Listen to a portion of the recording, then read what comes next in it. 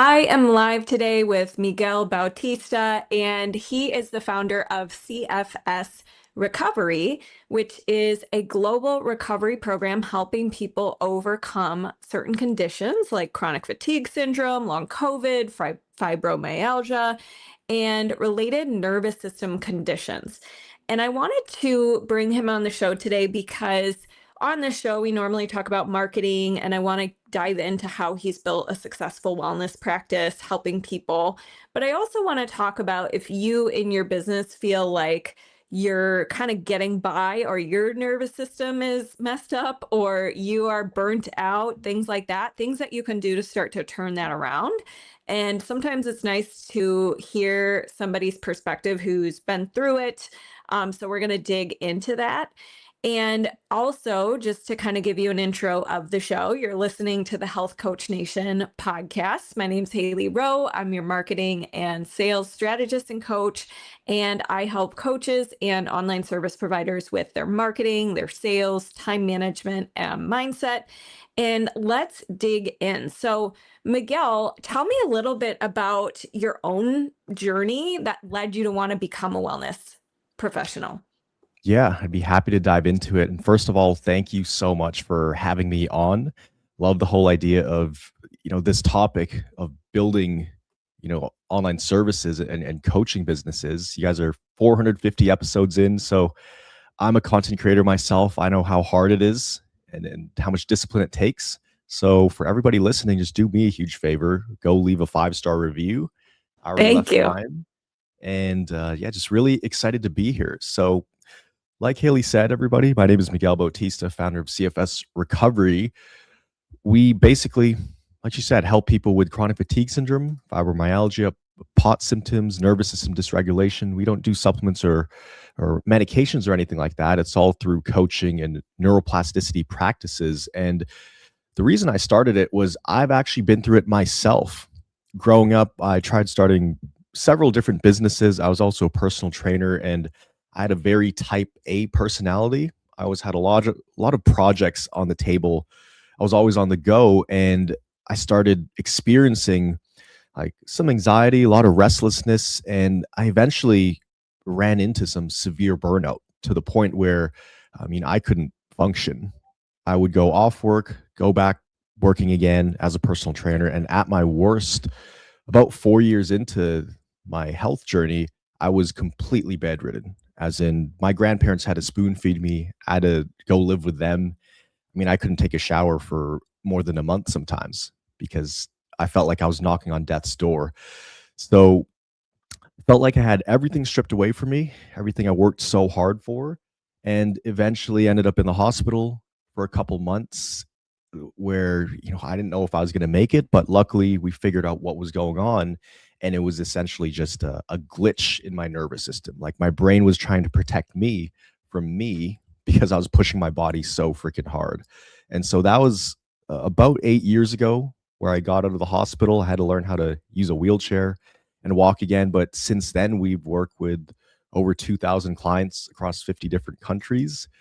We have a lot of case studies, a lot of people we've worked with from as young as 9 years old to 86 years old, dealing with these things anywhere from a few months to over 50 years.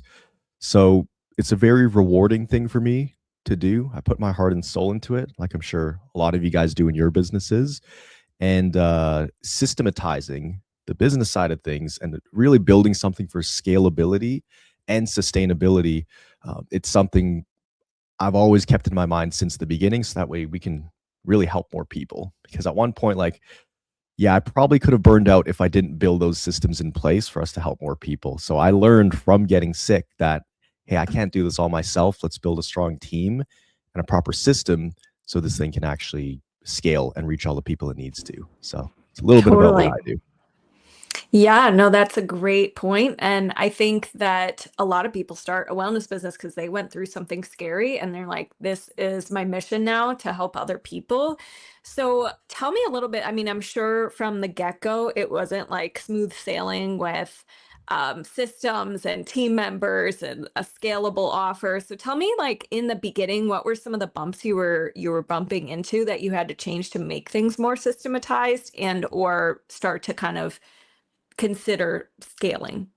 hmm I think the biggest hurdle is actually literally just starting it because at least in my space, a lot of health coaches, like you said, it comes from personal experience. So we've gone through this ordeal, this journey, and we've come out the other side, which is awesome.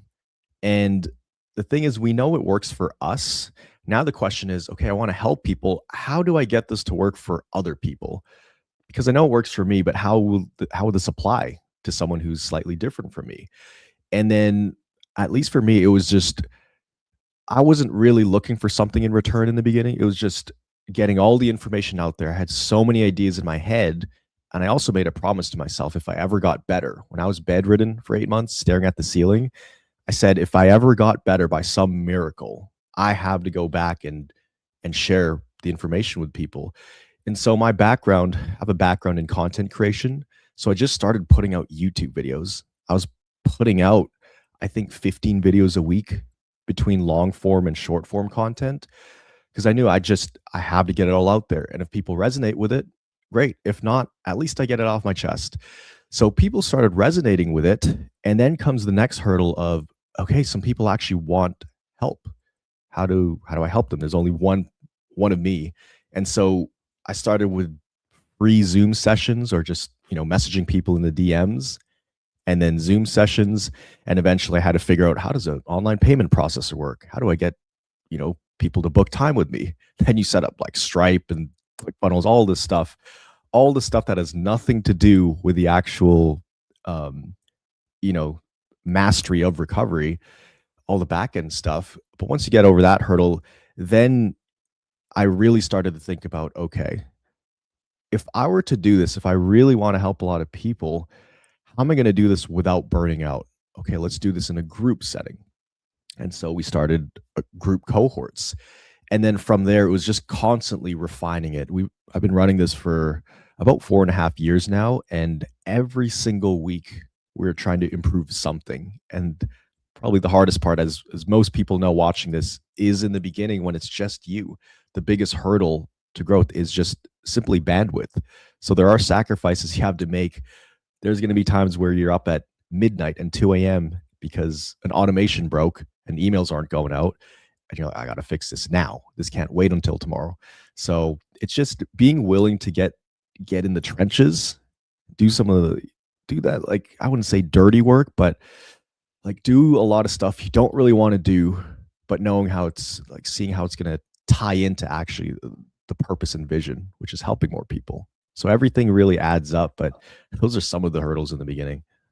Oh, I'm so glad you said that because sometimes when people hear, oh, you need a scalable, systemized business with team members, they think from the get-go it's like that, and it's really not. You had to build all of that up front, the funnels, and test them and see the broken spots. And you're never done. Like you just said, you're always improving something every week, right? And so you mentioned earlier in your career as a type A, you can sometimes get into a flow where that might be too much for your body. So how do you balance that and make sure that you don't have the same, pattern keep coming up?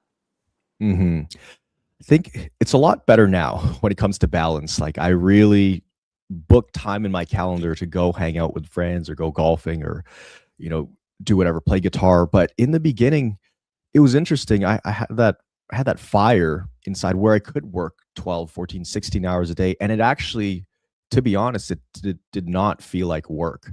It felt more like building something and you could feel the momentum because every week there's a new funnel, there's a new email sequence, there's more prospects in the CRM. So like you're seeing all this movement, but after a few months of that, of course, that excitement starts to die down and you start to feel it in your body.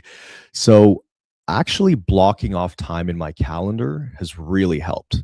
But I mean, I'm just wired to be type A. I'm wired to be in there in the trenches to the point where my team to this day, they know I burnt out before.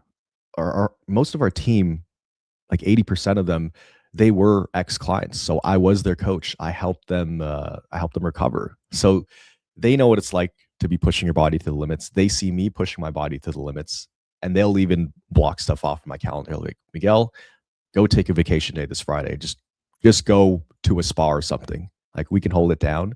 So I think also having people around you that they can push you really hard, but also won't push you to the breaking point. Like, they can be that almost that third person perspective to make sure you're not burning out. My family was doing that in the beginning, but it's different if they're not in business, because I was like, no, mom, I have to do this. I have to. But when the team says that, I'm like, okay, I should probably take it easy. Yeah, I hear you. And it's interesting. I agree. Like, I think the people who get burnt out, it's a couple things. Sometimes, yes, it's just the pure amount of work you're doing and your body can't handle that and you're not getting sleep and all that kind of stuff. But I think the other type of burnout is, if unlike you mentioned you love this, you could work 12 to 14 hours and it doesn't really feel like work, and you love it. And so I don't find those people typically get burnt out as much, or they don't get like mental burnout, because Mhm. the way they think about the work, Yeah. versus sometimes people mentally are like burning themselves out because they're like, oh, I'm building all this stuff and it's all for nothing and I don't see it working yet, and all of that. Did you ever have those kinds of thoughts that you kept, you had to delay gratification or things like that? And how did you mindset? Did you have to deal with that? And if so, what did you do? And if not, um, that's fine. But did you Yeah. ever face that? Oh, I definitely had that many times where the doubts start to creep in, especially when you're working so hard. And I'm sure, you guys listen to this building a business. There are seasons of business. I just went through a season. It was like November to March, November to February. So it was 4 months. And it felt like Groundhog Day. Every day felt the same because I actually slept on that couch beside this desk. And all I did was wake up at 6 a.m. every day, worked all day, maybe 1 hour break, but I would work all the way till about 11 p.m. And it was like that nearly every day for about 4 months. So you start to feel like you're going crazy. And the interesting thing is there's always this lagging effect where you could make all these deposits and do all this work, and you won't really see the effects usually for another month or 2 or 3 months. And so I am digging deeper and deeper into the work. I'm building all this stuff, redoing a lot of systems, investing into mentors and consulting and masterminds, and revenue might be coming down. And it's like, this doesn't make sense in my brain. But you go through that enough times where there's this cycle of growth. Um, one one story that always stuck with me since I was 19 years old, I heard it, and this really helped anytime things got tough, was how they used to train people in the army, especially when they flew a helicopter, is if the engine stalls out and you start nosediving toward the ground, the instant reaction is to try to like pull up immediately to get away from the ground. But the way you actually save yourself in that situation is you start the engine and you fly even faster towards the ground, just trusting that you're building enough momentum to swoop up, to get the wind under you. So in those times where you feel like you're making all these deposits and nothing's working, you just have to believe that, okay, there's just a delay effect here. I need to keep going, because if I stop now, I'm going to lose the momentum and this helicopter is crashing to the ground. But I always had that in my mind. So when things are tough, I'm like, okay, let's go even deeper into it. For example, just recently with advertising spend with Facebook ads, you can like drastically increase the budget on a lot of things. So you're paying a lot more, but getting less people to book calls and less reach, and all the numbers are screwed up. So if I were to pull the plug on that campaign, the whole thing goes out the window. But if I let Facebook like adjust to it and I keep going, I know it's going to balance out. So it's just a lot of times trusting your gut instinct, and it's not always going to work out, but for the most part, yeah, if you don't quit, then you're going to get through it. So that's always how I look at it. I try to dive even deeper in versus shying away. Yeah. Oh, I love that. Dive deeper in. Yeah. And you mentioned too that your program gives people tools with like neuroplasticity or behavioral recalibration, and nervous system regulation, things like that. Can you tell me a little bit more about behavioral recalibration, what you mean by that, how you help people with that? Yeah.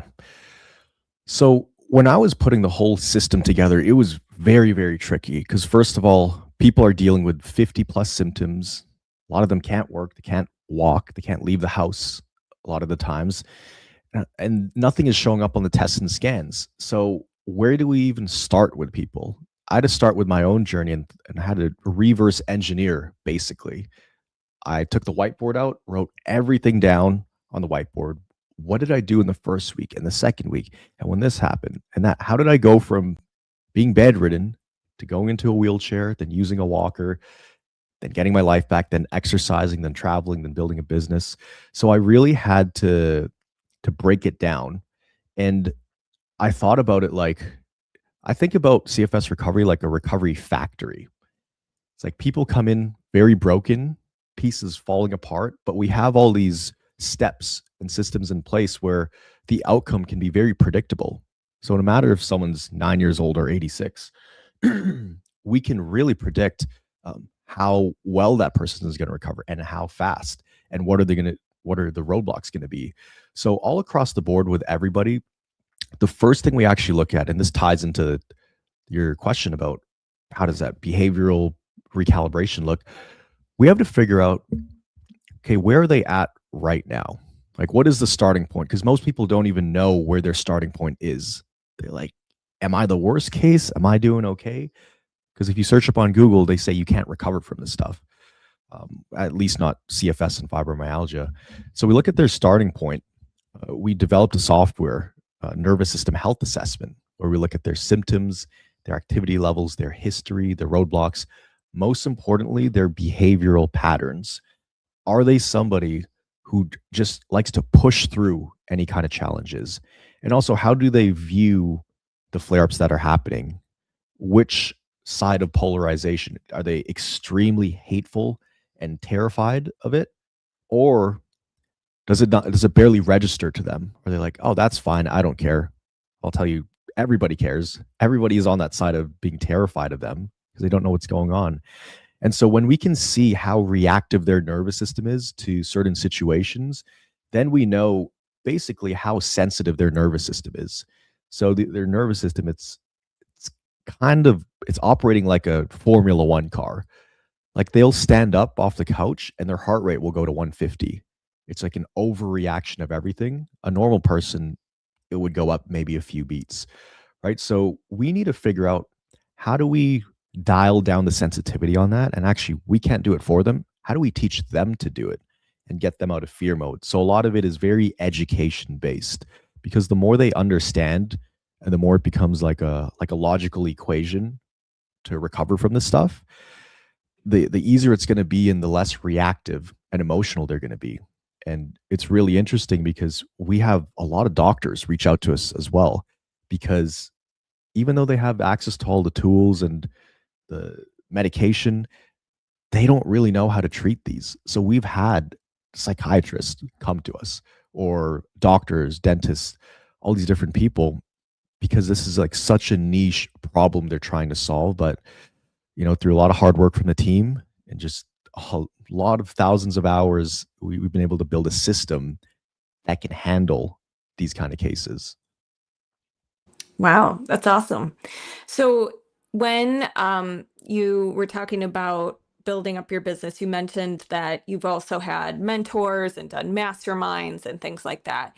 Tell the listeners, because a lot of them are thinking about doing something like that, but they're scared. It's kind of what you said of like, it's that delayed gratification of like, yes, I'm investing and I don't see the returns yet, but I'm building for something bigger. And how have you been able to like hold that and also get the most out of, like, how do you approach when you join a program or work with a mentor, getting the most out of it, getting an ROI, your mindset around it, that kind of thing? Yeah, I think it comes down to nowadays, at least, really practicing what I preach, because we're asking these people to invest in us so we could help them get a result. And some of these people, it can be their last dollars. It's like the final Hail Mary because they've tried everything that didn't work, and we know our stuff works, right? If they are a good fit. And so we ask our clients to do that. So I always tell myself when I have some resistance to trying to level up my skills and break through certain ceilings and roadblocks, I'm like, okay, I need to do this. If I do truly want to get to the next level, I can either take 10 years to learn it on my own, or I could learn it in 1 year. Either way, I'm going to be paying with something. I'm going to be paying with time or money. And time, you can't get it back. Money comes and goes. The first time you invest in a mastermind or mentor, though, it's terrifying, right? And I come from a background, I used to work in an agency, and they were spending multi six figures a year on masterminds. So it was almost normal for me to be around that. Um, it was just normal for somebody to drop 50K on a mastermind or 100K, and I was like, okay, I guess that's how the big boys roll. And I was still terrified to buy my first. I think it was like $2,000. It was like a video course or content creation. The first course you do, it'll be pretty terrifying. But once you start seeing results from that and you start seeing how fast that learning curve, you know, that learning window condenses and compresses, and you start getting around other people doing bigger things than you realize, okay, I can see why this can accelerate my progress. And then so it becomes this like there's a snowball effect because you go to one of them, it could even be digital. You may not even meet them in person, but you're seeing them do big things. You become friends with them, and they're probably in some other masterminds. Then you join that one. And then now it's at the point where I've met so many people through masterminds. I also have friends like in different parts of the world. So we make our own masterminds and meet up and do Zoom calls. It's kind of like this podcast. Everybody's coming to share some knowledge and strategies because there's just so many people to help out there. But the first time you join one, it's pretty scary. But kind of like when you started the business, you have to bet on yourself. You have to bet on yourself and do your research if you do join something. Check Yeah, Trustpilot, all of that. totally. I love that. So the other thing too you mentioned is this, you did a video course on content creation and you started a YouTube channel. And YouTube, I think, is a big interest for a lot of health people because it is a search engine and people can look up, videos about their problem or pain point or whatever and find you. But you also mentioned you were making offers to people or doing DMs or doing other things with the YouTube channel. So how did you, with the YouTube, promote it or get it out there? Because, and also, how long did it take with YouTube? We'll come back to the other stuff you're doing, but like to start to see traction, like either clients coming from YouTube or email subscribers, and what do you think helped accelerate that? Yeah, YouTube's really interesting because it does take at least in my experience, you have to do a lot of volume to kind of make at least even a small dent in the space. Something that really helped is really understanding my audience. I knew how they thought. I read, like a golden nugget. Definitely read if you are going to do YouTube videos or you want to build funnels and different offers, Expert Secrets and .com Secrets by Russell Brunson. Those two were like my Bible in the beginning. I just followed it to a T, and it really helped with the YouTube videos because, like I said, I knew exactly what the viewer was thinking. I knew what they were feeling. I knew their biggest fears, their biggest dreams, biggest frustrations. I knew who their enemies were, which was the medical system. I knew the things they tried. So when you understand really at a deep level what's going through your prospects' minds or your ideal avatar, if you turn on a camera, you can just talk, and you just imagine the camera is a person and you're having this conversation. So I would just turn the camera on and record for 20 minutes straight or 25 minutes. No script, no plan, no nothing. The only thing I would think of is what's something they deal with? Oh, they deal with a lot of brain fog. Well, okay, let me talk about my experience. And I followed the Epiphany Bridge framework, Russell Brunson. But yeah, I mean, I knew I had to catch up because there were other people making videos about this stuff. But I was like, if I even want to contend or compete in this space, I need to do like 10 times the output. So I was posting 15 videos a week. Then it was like 20 videos a week. But it was about a month of that for people to start reaching out to get extra help. Then I started doing free sessions, and about 2 months to start doing like actual paid coaching sessions, and then 3 months to actually build the system and start the first group cohort. But keep in mind, at the same time that I'm filming, I'm also editing them, and I had a VA to help me post them. I was also building the program and learning Zapier, learning ClickFunnels, learning how email sequences work, um, all this different stuff. So yeah, it was pretty wild in the beginning, but it was really exciting because there was a lot of new Yeah. stuff. Yeah. I love that. Yeah. And yeah, Russell Brunson has some great books and podcasts and things like that for everybody. And the other thing, so with you mentioned you're doing free sessions, free Zoom sessions. How did you approach that? Because a lot of people are like, well, I'm doing that, but then I get no shows, or they don't end up wanting anything else. They just want free advice and to pick my brain. So at what point were you more so doing it for practice? Were you doing it for testimonials? Were you doing it as a way to give value and then, invite to your offer? Or like, how did that go for you? In the beginning, it was just a process of validating if these ideas, if these frameworks worked for other people. Because at this point, I think by the time I did my first, free coaching session, I had posted maybe 80 videos. It was about a month in, about 20 a week, 80 videos.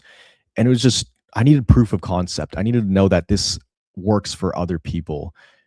And so I just wanted feedback, and I put my heart and soul into those sessions, just to see how people respond to it. They were responding great to the videos. I was reading every single comment, replying to every single one on YouTube, and also having a Facebook community that helped. But yeah, I remember there's this one day, I think I only did 10 sessions in total, but there was this one day where I had 5 in a row. It's all free stuff. And I think I answered 80% of the same questions, and I saw this pattern. And then it took me back to my personal training days where I burned out, ended up in the hospital, couldn't walk for 8 months. And I was like, this reminds me of my personal training days. If I just do this one-on-one stuff, this is not sustainable or scalable. Since I'm answering the same questions anyways, what if we put them all in a group and I answer them at the same time? And if I know what they're going to say, I could build some structure or some kind of curriculum around it with some exercises that I give these people. So at first it was just proof of concept. And for the part of the question you asked about, like, how did you know what to offer them, or some people no show, I built up so much, I guess, value from the YouTube videos. I just gave and gave and gave. Think about it. 80 videos in 30 days I posted. I filmed and edited and posted. I was giving away everything, right? I mean, and I still gave away for years after that. Right now, we just crossed 2,000 videos on the channel. But at that point, it was 80 videos. I wasn't really looking for anything in return. I just really wanted to share my knowledge. And I think if you go in with that mindset, people are afraid that if I give away all my best stuff, then they're not going to want to work with me or pay to work with me. But I would say just give the knowledge away for free, because to be honest, some people will implement it, but a lot of people will need somebody to hold their hand through it, which is you. That's where you come in with your system. It's just like personal training, right? You could read all this stuff online. You could watch YouTube videos. So why would you need a personal trainer? Well, accountability, personalization. You have someone there to make sure you're not making mistakes and you don't injure yourself. And that's really what you're paying for, right? So I went in with the idea that I'm going to give it all away for free, and the people who want the extra help, they'll come to me. So I didn't have any no shows, actually. And even after that, even during the paid sessions, there were no shows. Even on our application calls for enrollment calls, and people are trying to decide if they're going to come into the program, there were very little to no shows. Nowadays it's a bit different. The market is slightly different, but I think if you give enough value, you build up that trust enough and they consume enough content, they almost get to know you. So then they're coming onto these calls, they've already spent 5 to 10 hours with me, but the digital version of me, right? That's why it's also Yeah. important to be yourself in those videos, right? Yeah. Yeah. And were those first free sessions with friends and family? Were they with people you found on YouTube? Like who were these people? Yeah, it's people who found me. They would just comment on the YouTube videos, and then I also had an Instagram that I would direct people to. They would just DM me, and some of them would somehow find me on Facebook.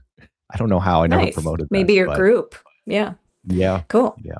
And what are some differences? We'll end it with this question because you just said there's some differences in the market, and I agree. I started in 2017 full time with this podcast and coaching, and it is very different than it was when we first started. So, what are some changes you're noticing?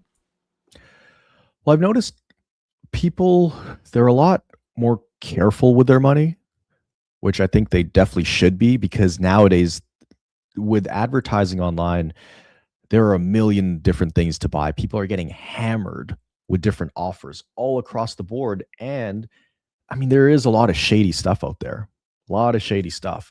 So I'm the same way. I'll do my research. I'll typically not buy or purchase something on the first time I see something.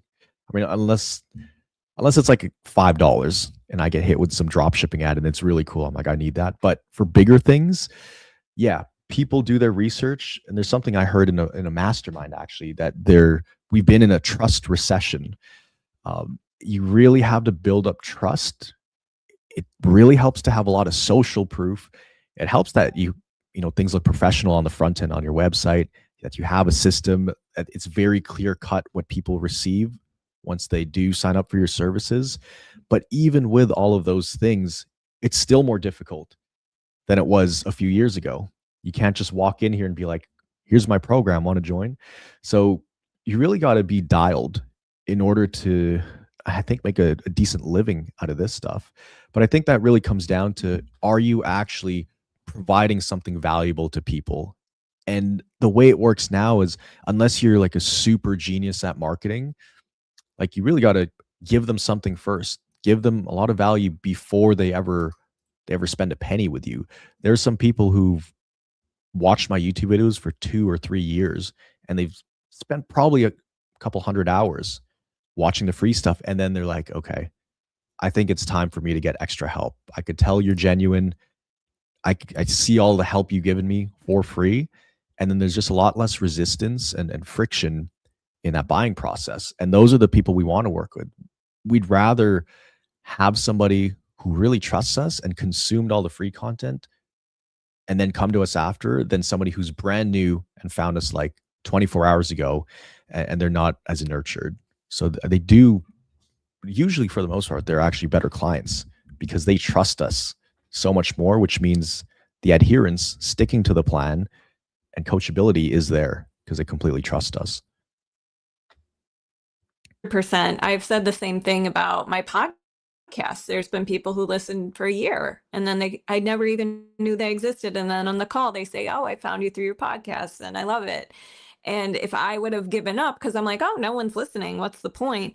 I wouldn't have those people who you've built trust with over the year or 2 years or whatever, who do become clients. So even though there's a trust recession, I do think it's easier to stand out nowadays because people are changing niches or pivoting because of this. Like they're thinking, oh, it's Yep. something's going wrong. I'm going to quit or I'm going